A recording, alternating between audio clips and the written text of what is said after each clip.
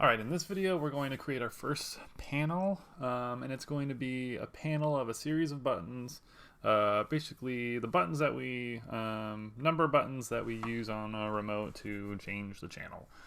So sort of what you would typically expect to do with a remote control. So what I'm going to do is I'm going to rename this to a number pad. Actually, this is the one that this is sort of our Lego sort of insertion piece. So I'm gonna rename this to like size panel, so we know that that one is what is necessary for our sort of number pad, and then this will be like our number pad panel. Actually, this one, this is probably going to be, this is going to be our prefab, so let's make this a little more informative, and we'll say that this is going to be number pad. We can even just drag and drop that as our prefab now. We're not going to have this sort of image here, but we can use it just to sort of work with it. One thing I forgot to mention is that I don't know. That's fine. Whatever. With our sprites, we had sort of like sorting layers, but how UI works is that anything, basically the further you go down, that's a higher sorting order it will have. So things down here will, lower in the hierarchy, will appear stacked up higher than the ones that are down here. This is a little bit, it's kind of useful because if we have like objects that are parented to objects, usually the children are going to be smaller than the parents, so this we wouldn't, actually, well, this is a little bit different, right? We've scaled it. We're doing it a little wonky, but just because this is invisible. But so if we go down, so the children will always appear higher than the parents, right? So in this number pad panel, since we have like a makeshift grid here, what we want this to be is to be a grid of buttons, right? So one thing is I want to, something that's bugging me is I'm going to give a little bit more space to these buttons. I'll have a bigger grid, and that works. And then for our number panel, we'll create another grid, a grid layout group. And these buttons, I want to match the size of at least the width of our sort of grid here. So we have a layout of 3 by we have 1, 2, it's going to be like that typical number pad. So 1, 2, 3, 4, 5, 6, 7, 8, 9, 0, and then we'll have like a clear button and a submit button, like an enter button. With this number pad, this grid layout, we want a width of 200. So if we create, we can just have a button just to test this out. And if we mess this around, so it started out as 100, but now we're going to make it a width of 200. And then this is going to be, we can do something, maybe we'll leave it at 100 because we want to fit several of these. So, and this time, last time I just sort of deleted the text, but this time we want it. So if this is going to be 1, we can sort of make that 1 here. And I have a few sprites that are going to make this look more like a remote control button. So what we're going to do is we're going to go to this button, we're going to go to the sprite that we have, and if we navigate to our UI sprites, we've used the top rounded for this one, and we have a couple different buttons here. So I'm going to do a button and this one. I'm going to find rounded button. And I'm going to change our image to that, to rounded button. And I want to change the color of this to be something more in line with what we have on our other objects. 100 is way too light, so 100. Maybe 75. I don't know. Actually, I kind of want to make these panels invisible so that we can directly see how this looks with our texture. Yeah, it's a little bit too dark, so maybe I should just go with the same. We've been doing 50 on everything, so 50 it is, and then we can change it later if it's, man, that's a little too dark.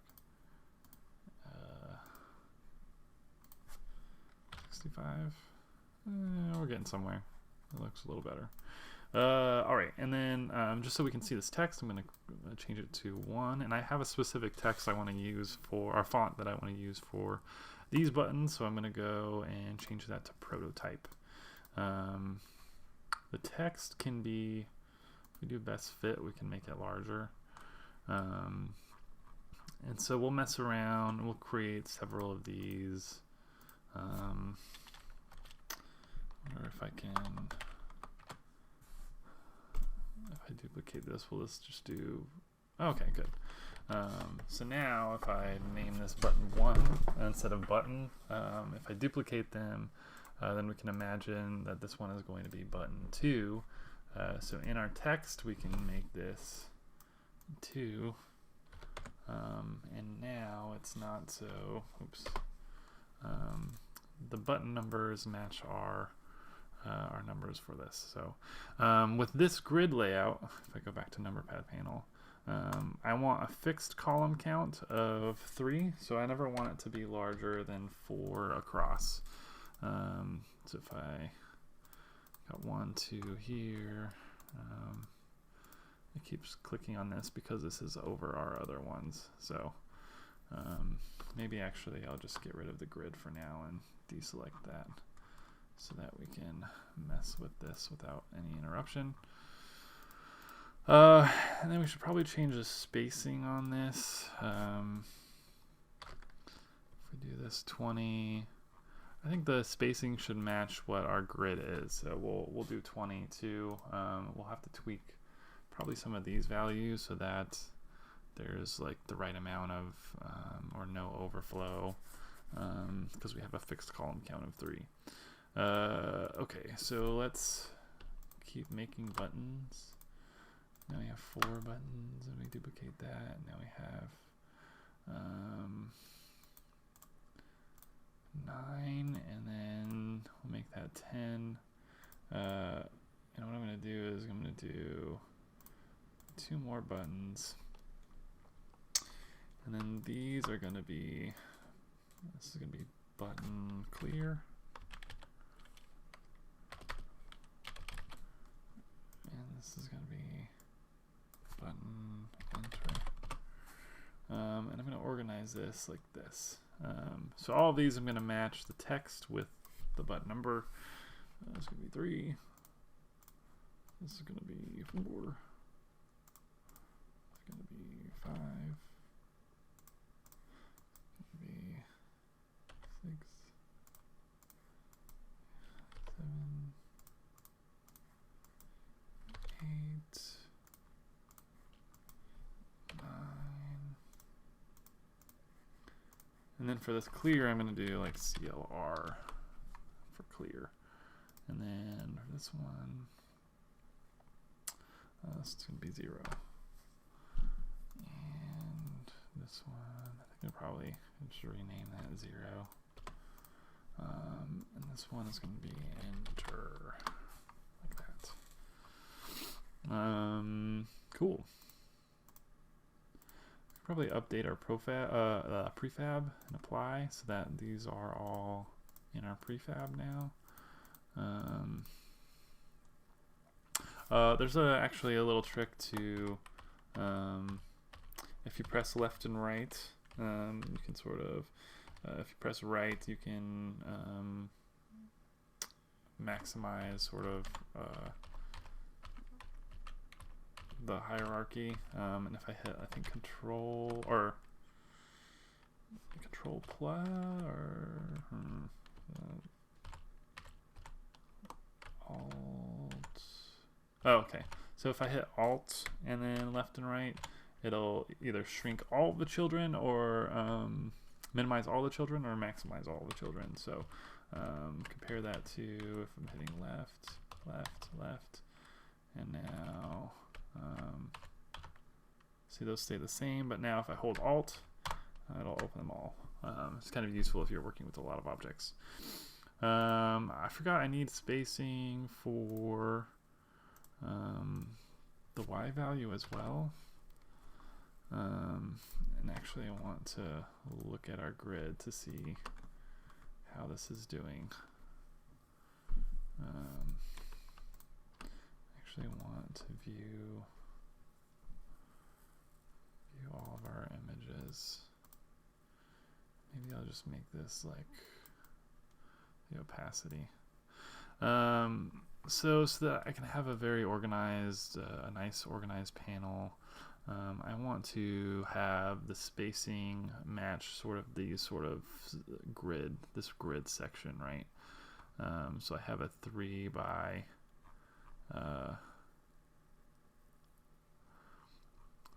our size of this panel. What did I make it? I made it larger than I wanted it to be.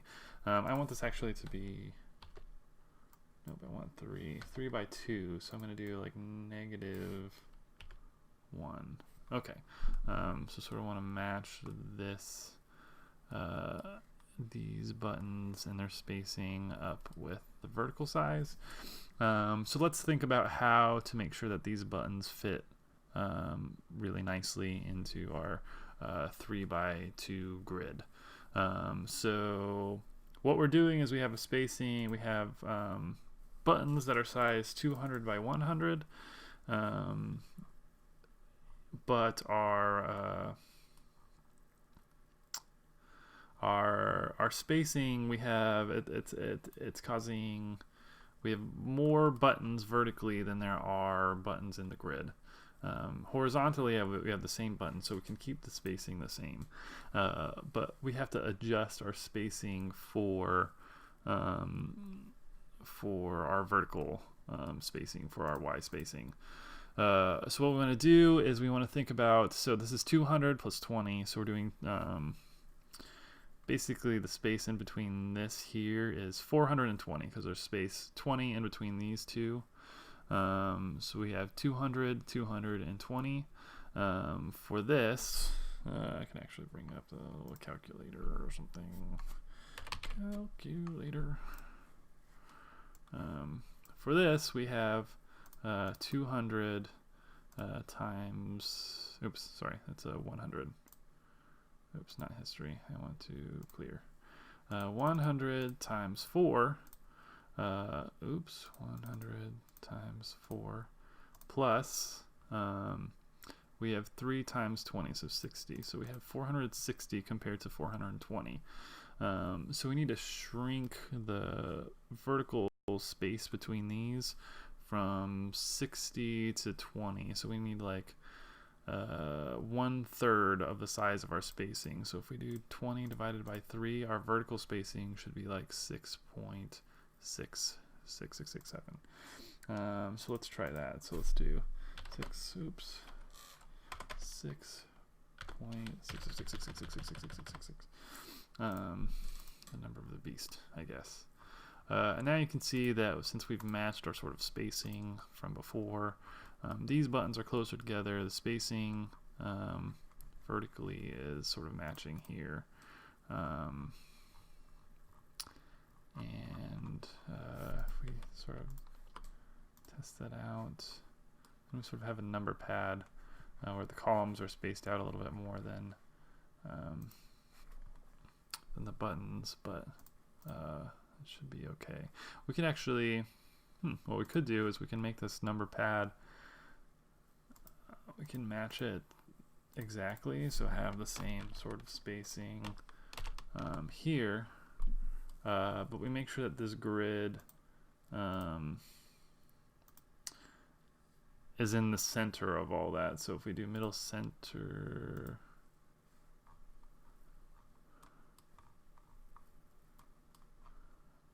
why is it frozen? Okay.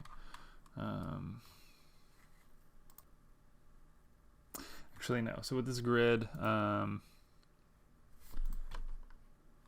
if we want it to sort of stay in the middle of here but have the same spacing X and Y, what we'll do is we hit on this. So we leave the spacing 6.667, 6.667, and what we'll do is we'll adjust the child's spacing outside of the grid. So what's holding the grid will change the spacing of that. So if we're doing 1/3 of the spacing of here, so we have 20, but we need to fill in actually like 60 space. So if we do from a left, we space it down 20, then we should have our middle sort of match up. Not quite. What am I doing wrong? 0.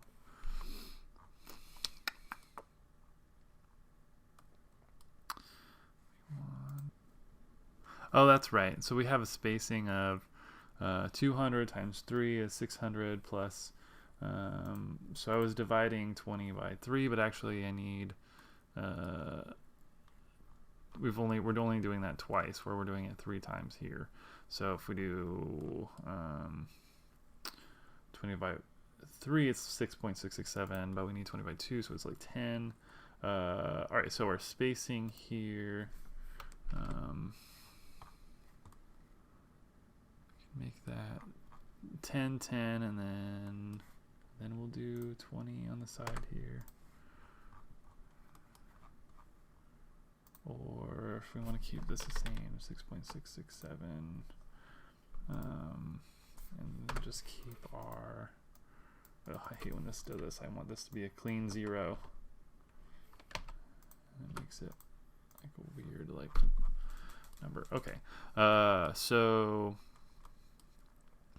we've done like 13.333 space, and we need to fill out 40 space. So we need an extra 26.666 between the both of those. And how do we do that is we divide that by 2 from the left side, so it's a 13.333333, and then we have it in the middle here. So we have consistent spacing between these buttons and sort of centralized so that it's centered in our sort of grid space a little bit better. So that way our panel will just look a little bit cleaner like that. I kind of like that. Okay, cool. All right, how long is this video?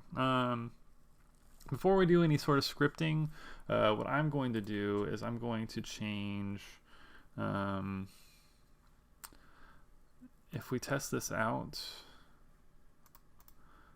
without sort of these grid images,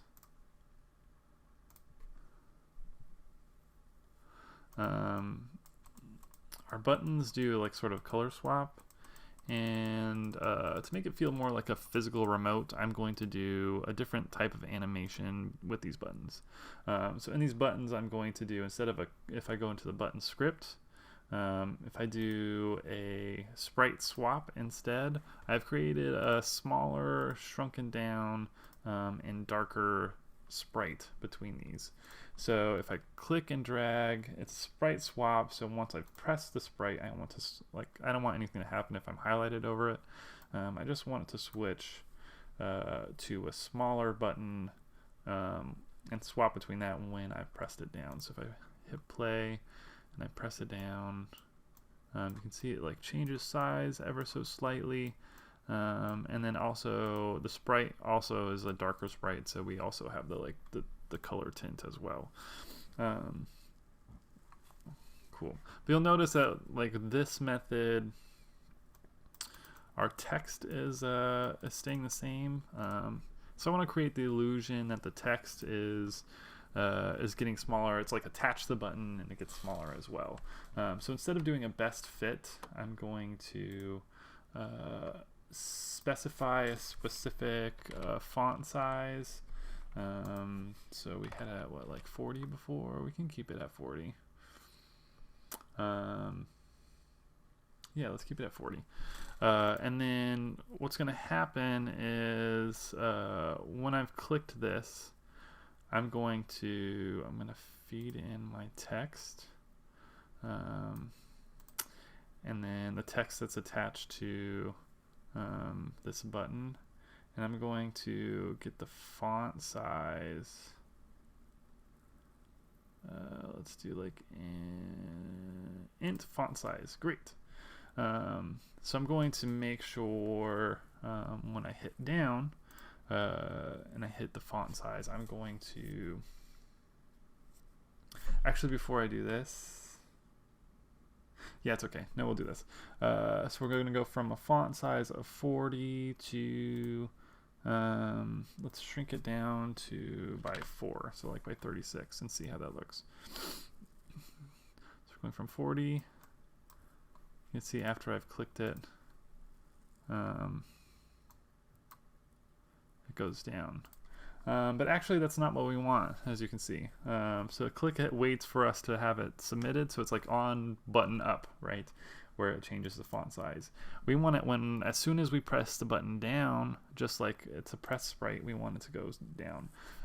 So a useful way that we can trigger other events other than the one that like is default with the button is we can add a component and we can add an event trigger.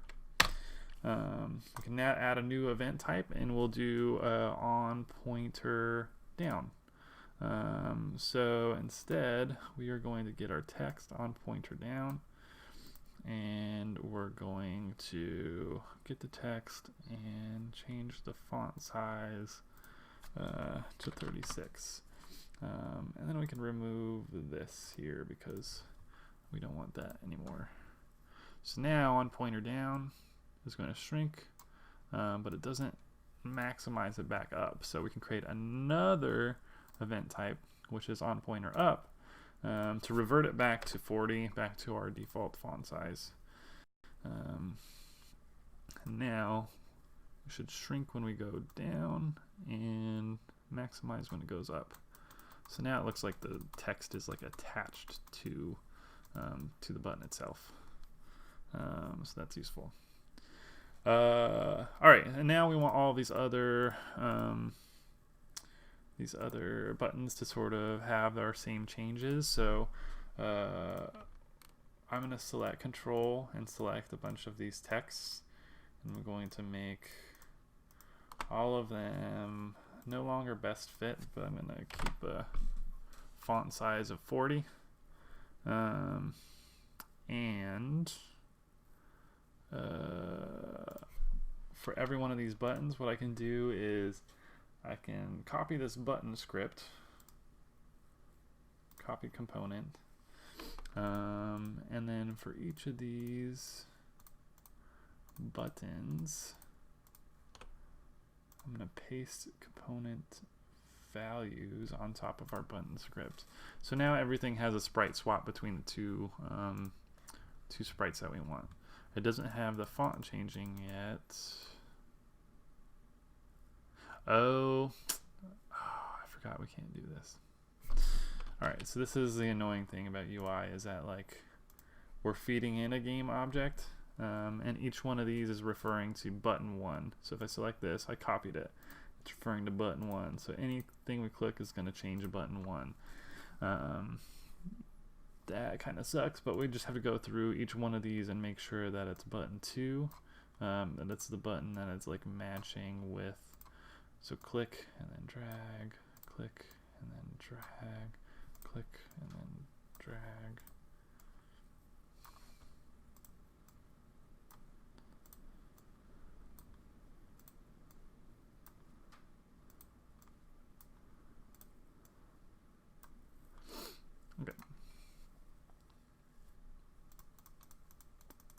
So now we just need to make the text shrink now.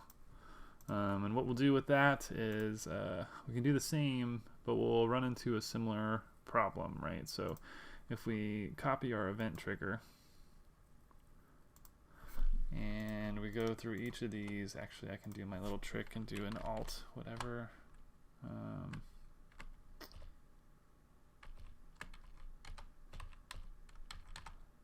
Because I just want to hide. Yeah, here we go.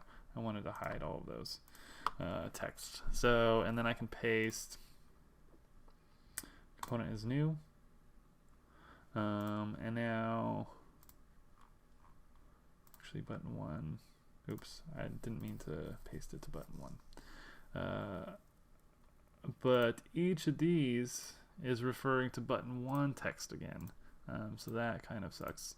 So we'll do the same thing. We'll click on the button and then make sure that our text is the one that's being called. And then we do the text font size. Luckily, at least it saves our, like, the last time we've done this, like the in text font size. Okay, so for each one of these, make sure the text is the one that we want. Text font size. Font size for this button. Drag the text. Text font size.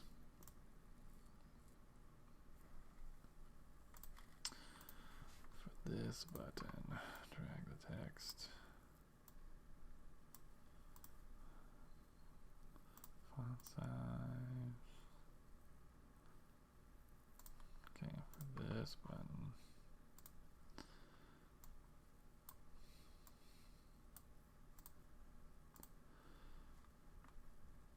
So this is gonna take a second. This is gonna be a very boring part of the video. So I don't know. Let's have a conversation. How you guys doing? I'm doing okay. You know, I like keeping busy, but keeping busy is better than being bored. So you know, I'm doing okay. I've been like a little sad because my dog at home has diabetes and he's getting really old. I can't multitask, so me talking is making this even slower. But yeah, his name is Ninja. He's adorable. He's still a little baby puppy, even though he's like about to be 11 years old. But yeah, he has diabetes. He's got to go on a diet, and we got to give him insulin shots and stuff. So my parents are doing that, taking care of him. Dogs are the best, guys. You know, they're just the best. Love you unconditionally. Everybody should have a dog once in their life. Unless you're afraid of dogs, which would be kind of weird. Yeah, so these texts, yeah, this is fine.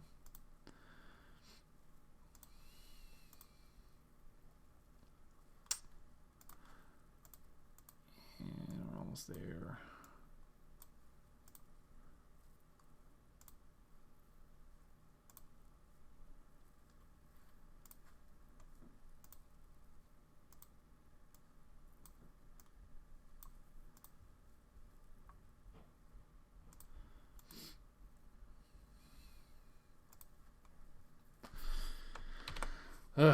I almost want to write a script that just like goes through all the child objects and does this for you.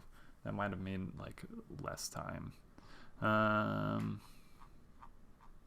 Okay, so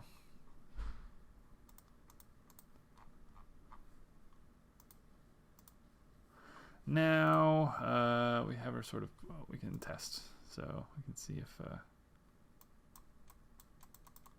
so everything is kind of going down a little bit. That's fine. I think in my other project I made this a little little, like the clear and the enter to not be quite such a change. So I, instead of changing it from 36 to 40, I did like 38. Let's see how that looks. So that's 0. Yeah, I want it to look like it's shrinking as much as the button. Maybe just a little bit more. So that's fine. I think we'll do that. We'll update our prefab.